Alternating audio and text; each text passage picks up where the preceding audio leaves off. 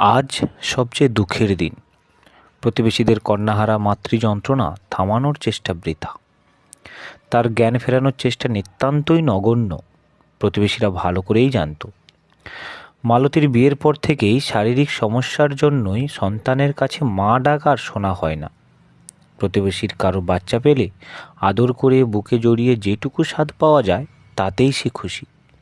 তবুও মন মানে না।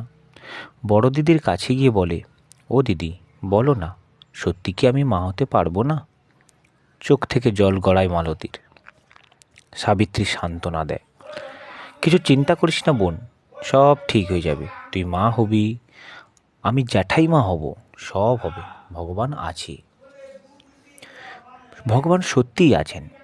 বিয়ের 12 বছর পর 10খানা মন্দিরে মানত করে বহু ডাক্তারের পথ্য খেয়ে আজ 32 বছর বয়সে তার কোল আলো করে লক্ষ্মী এলো। লক্ষ্মী আসুক বা কার্তিক আসুক, সে মা হয়েছে। আর কেউ তাকে বলবে না সে মা হওয়ার যোগ্য হয়ে উঠতে পারেনি। তার নিজের একেবারে আপন রক্তের গড়া একটা লক্ষ্মী এসেছে ঘরে। মা, সে মা হয়েছে আজ। মালতীর চোখ দিয়ে জল গড়িয়ে পড়ে। কিরে, কাঁদছিস কেন? বলেই সাবিত্রী মাথার কাছে গিয়ে বসে। দিদি, আমি মা হয়েছি। বলো দিদি, এ আমার মেয়ে, এ কেবল আমার। হ্যাঁ রে, তুই মা হয়েছিস, আমিও জ্যাঠাই মা হয়েছি। বলেছিলাম ভগবানের বিশ্বাস রাখ, সব ঠিক হয়ে যাবে। ছোট্ট এই কন্যা সন্তানটির কী নাম হওয়া উচিত তাই ভেবে বলে, কিরে, কিছু ভেবেছিস? কি নাম রাখবি? না গো দিদি, ও আসুক, এলে নাম রাখব। মালতী যখন 6 মাসের অন্তঃসত্ত্বা, রমেশ কাজে যেতে চায়নি। বলেছিল, তোমাকে ছেড়ে যাওয়াটা কি ঠিক হবে? আমি খুব খুশি মালতী, তুমি আমাকে সবচেয়ে মূল্যবান উপহার দিতে চলেছ। আমি কাজে যাব না। সেদিন জোর করেই মালতী কাজে পাঠিয়েছিল। আজ ফোনে খবর পেয়ে ফিরে আসছে বাড়ি। রমেশ যখন বাড়ি ফিরে আসে তখন প্রায় সন্ধ্যা। সদ্য জন্মানো মেয়েটা মায়ের কাছে ঘুমিয়ে আছে, চোখ থেকে জল পড়ছিল। রমেশের এমন কান্না কতটা তৃপ্তির তা কেবল রমেশের পর কেউ যদি বুঝতে পারে তবে তা মালতী। কই, আমার মা কই? এইমাত্র ঘুমালো। কত সময় তাকিয়েছিল, আর কি বলি। দেখো মালতী, পুরো আমার মায়ের মতো, কিন্তু আমি মা বলেই ডাকব। তা আবার হয় নাকি? একটা তো নাম রাখতেই হবে।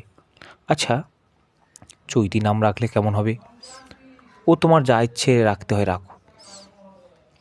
চৈতি বড় হতে থাকে। আজ স্কুলের প্রথম দিন। রমেশ ভর্তি করাতে যাবে। মা, বেরিয়েছিস? আয় তাড়াতাড়ি। মায়ের হাত ধরে বেরিয়ে এলো। মা, তাড়াতাড়ি চলো, বাবা চলে যাবে। স্কুল বাড়ি থেকে 5 মিনিটের পথ। রমেশ সাথে গেলেও মালতী সাথেই ছিল। মেয়েটিকে একা বাবার সাথে না ছেড়ে একা সাথেই গেল। স্কুল ছুটির পর সরকারি খিচুড়ি ডিম নিয়ে মা মেয়ে বাড়ি ফিরে আসে। দিন কাটতে থাকে। চৈতি সবার আদরের।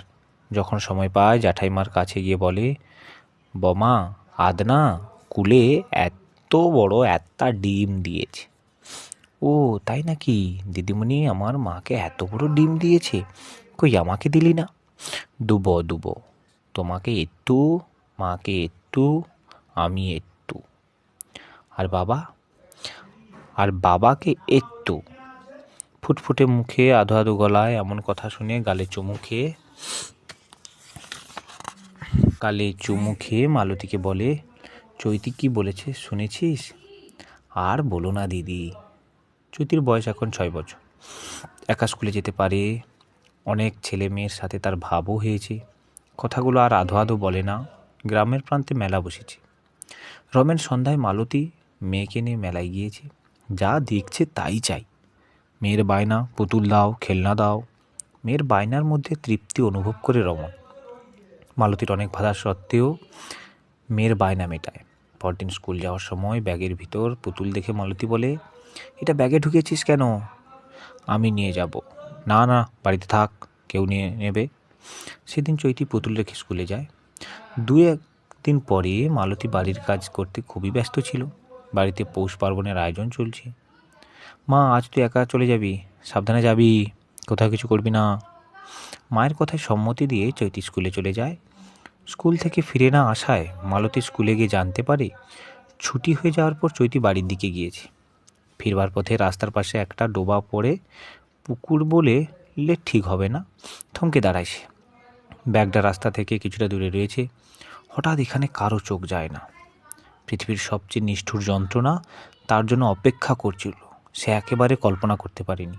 উকি মারল ডোবার দিকে। চৈতির দেহটা ডোবায় ভাসছে।